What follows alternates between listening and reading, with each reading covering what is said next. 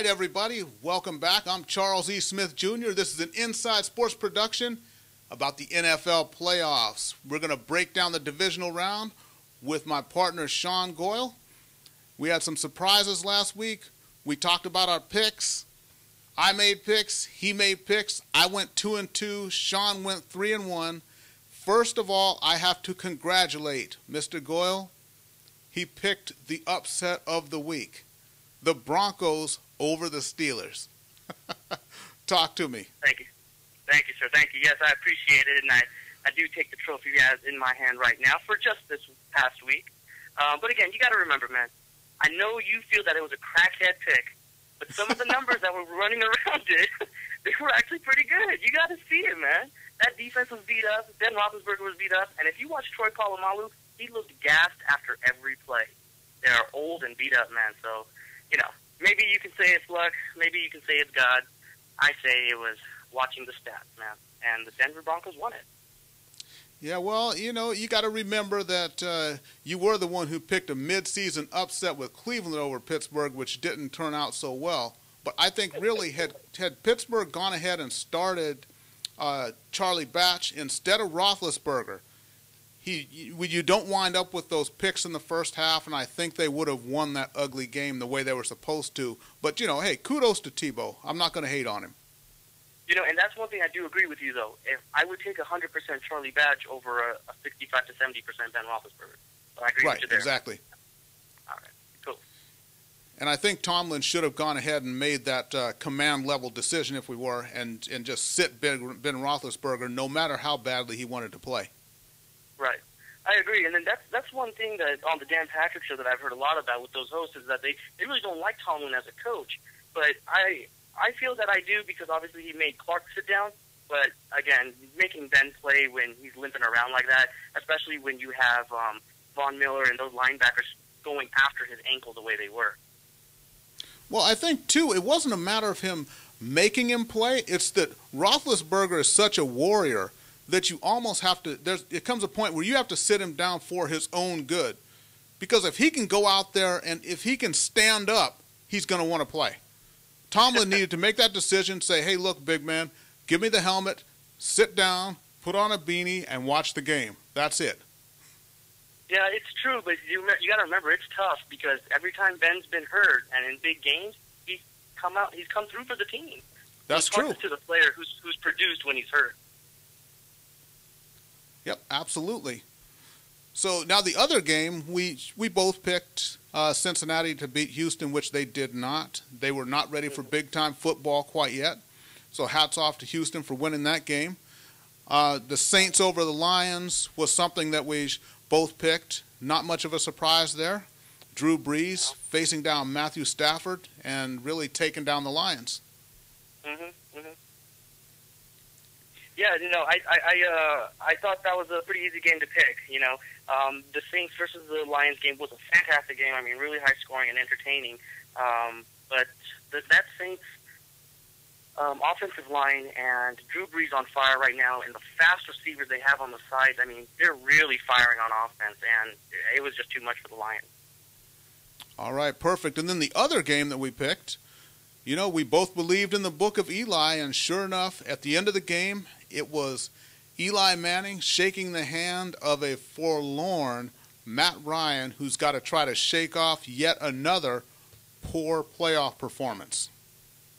Yeah, you know, we both obviously picked the Giants to win, but I really did not expect this out of the Falcons. To put up only 2 points off of a safety, obviously, and not scoring anything on offense, that was really wild for me.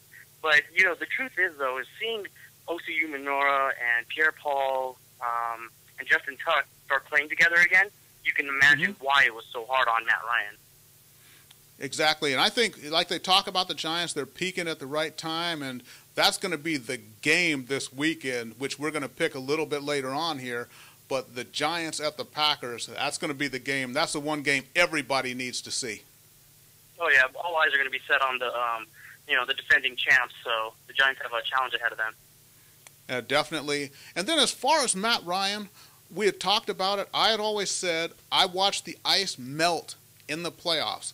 So Matt Ryan, yet again, a poor playoff performance. They don't get any offensive points.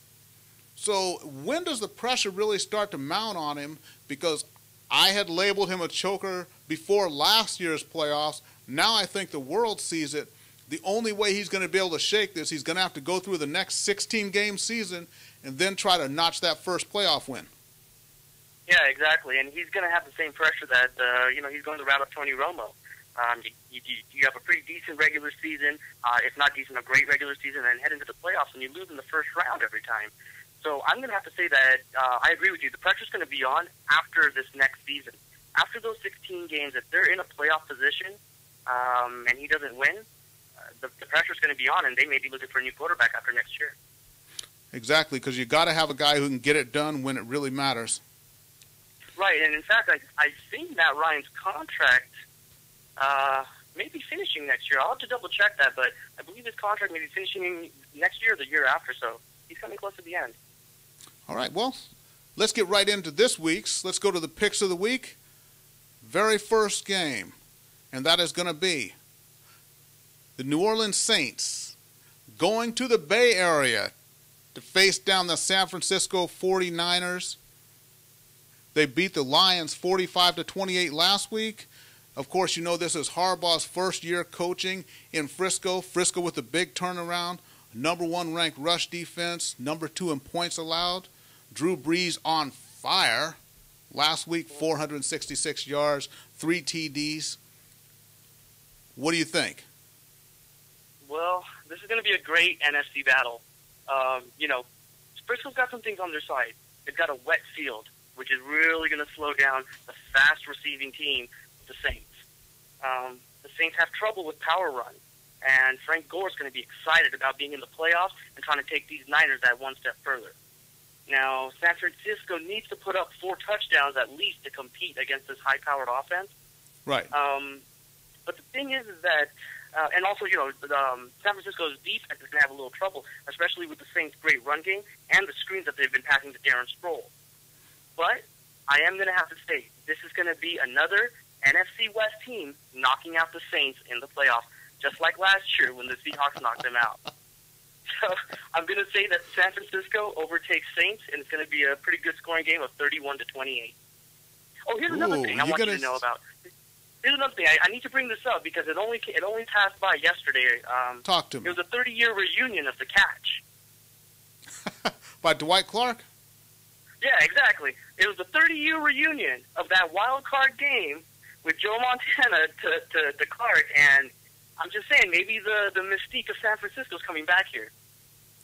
It could be, and I'll say this. The Saints are a different team outdoors than they are at the Dome, obviously.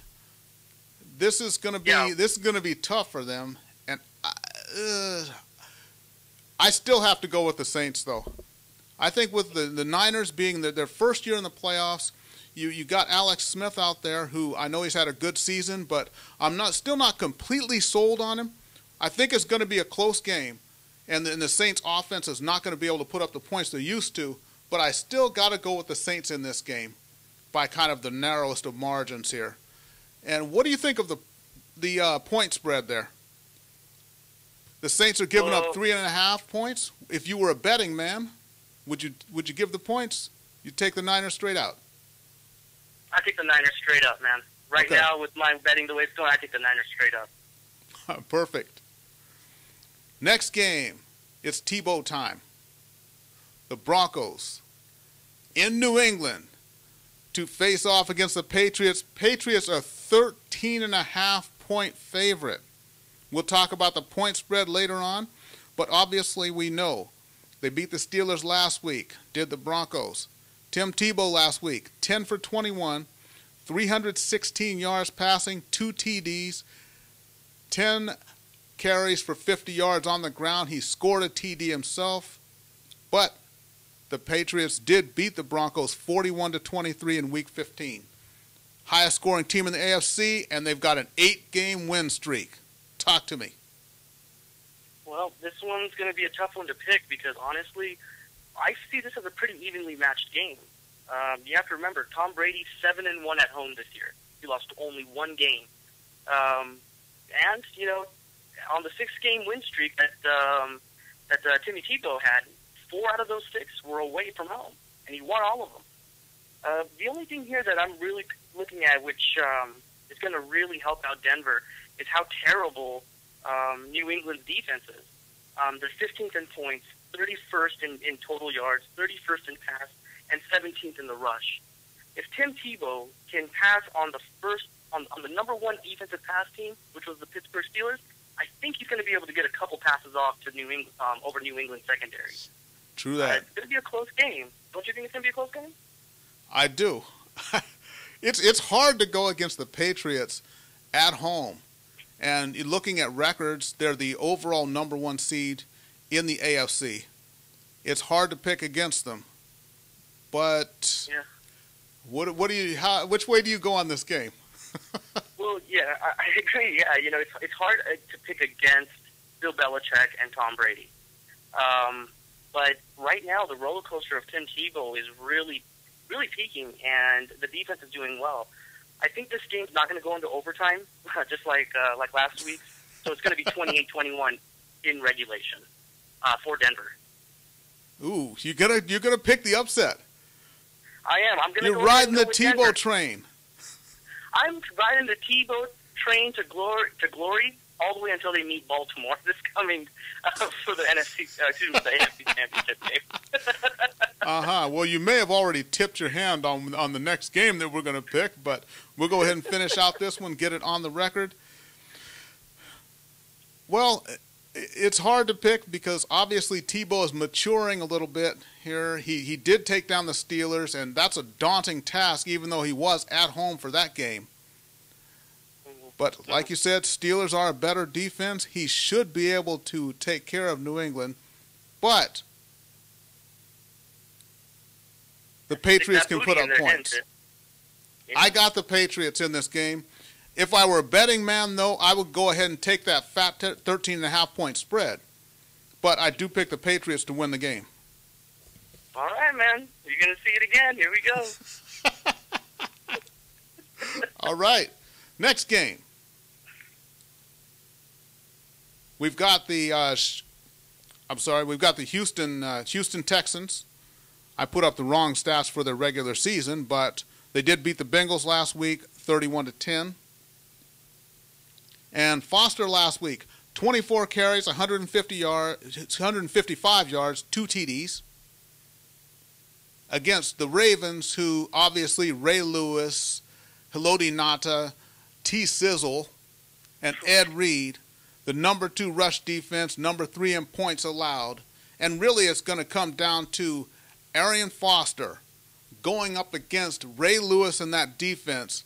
If they can get done on the ground, they have a chance. If not, it's lights out. How do you see this one? Well, it's going to be a good game because, remember, this is going to be a rematch from a game earlier in the season. But unfortunately, Houston was 2 quarterbacks ago in that game. And now they've got T.J. Yates. It's not going to be pretty, man. I mean, Baltimore's defense is going to seriously put a hurt down on Texans' O-line and T.J. Yates more than Houston's is going to put on Michael Orr and Joe Flacco. This game's going to be it's not going to be an aerial assault in any sense of the word because Ray Rice is going to be getting the ball, hopefully, as long as Harbaugh's smart, and lets Joe Flacco hand it off so he can win a playoff game. Right, yeah. I think it's going to be smart to do that and let him get a little bit comfortable in getting some wins under his belt in the playoffs. But Baltimore's going to win this game 28-14. Well, in Week 6, they beat the Texans 29-14. And that was a game in which Arian Foster only had 49 yards. He had only 17 in the second half.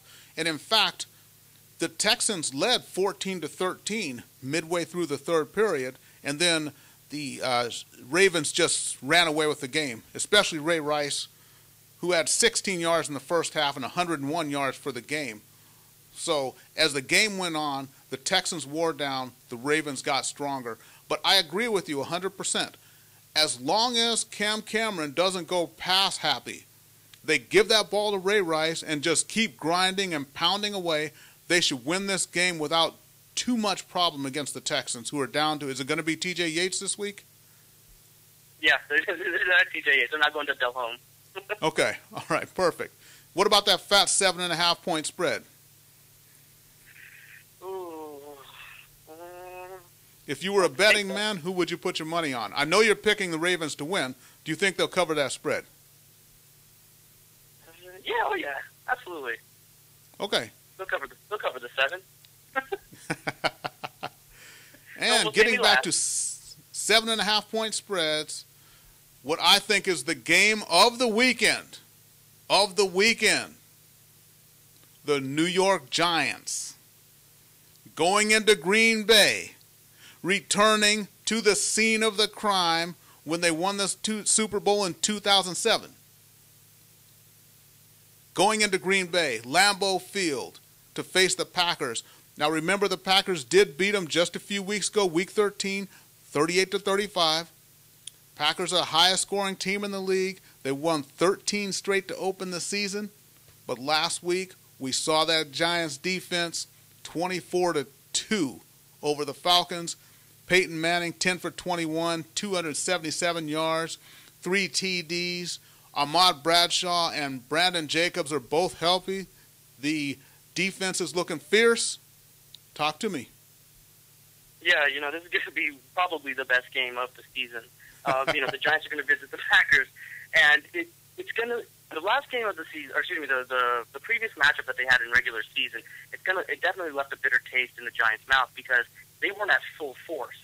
Like you said, they've got a lot of their key players back, such as Umenyiora, Tuck, and Pierre-Paul, and that's a heck of a unit that's going to be firing at Aaron Rodgers. Because you have to remember, Aaron Rodgers' left and right tackle have not played together all season long. I believe this is going to be their first start together, so we're going to see how well they're going to be able to work with one another. And the other thing is that what the Giants are going to have to make a key factor on is needing to stop Green Bay in the red zone. Because Aaron Rodgers is by far the best in the red zone right now, leading in touchdowns in that area within 20 yards. Another thing that they're going to have to do is, again, luckily the Giants are at that point where they're peaking and getting healthy at the right time, and the defense has got to really step up because, again, like you said, Green Bay is scoring 35 points a game on an average, and that's leading the league, so they really have to put the hurt down on them. But I still think Eli's going to put another chapter in his book, and they're going to win this game 24-21 with a field goal at the end of the fourth. Ooh, the book of Eli. Another believer in the book of Eli. I'm going to tell you something. I like that Giants front seven getting after Aaron Rodgers in that game as well. And it's really, like you said, it's going to come down to the offensive line of the Packers. Can they give Rodgers the time that he needs to find those receivers downfield? We already know that Green Bay's defense can be shredded at will. We know that. Mm-hmm. I, too, am willing to go with the book of Eli. I like the upset here. I'm taking the Giants. Take the Giants and take those points, too, everybody. I would take the points as well. They're definitely going to make that. Yeah, Giants it's with 7.5 points. Obviously, you got to take that. Anyone who's going to Vegas, go ahead and put your money down on that. Bet the farm. Bet the farm. Yes. And what do you think now, with everything remaining? When you look at this, we're going to look back at the first week of playoffs. What do you really take away from that? And what was the other than the Broncos game, what was the most impressive thing, do you think, over the past weekend? Over the past weekend? Let's see. Well, you're right. Other than, Tim Tebow doing his thing and Pittsburgh falling out the way they were, I'd have to say it was Atlanta putting up 2 points on defense, and that's it. I really am stunned by that. I expected a little bit more out of Matty Ice, which I don't know if that name's really going to fit him, because... Well, you could say Ice because he freezes up.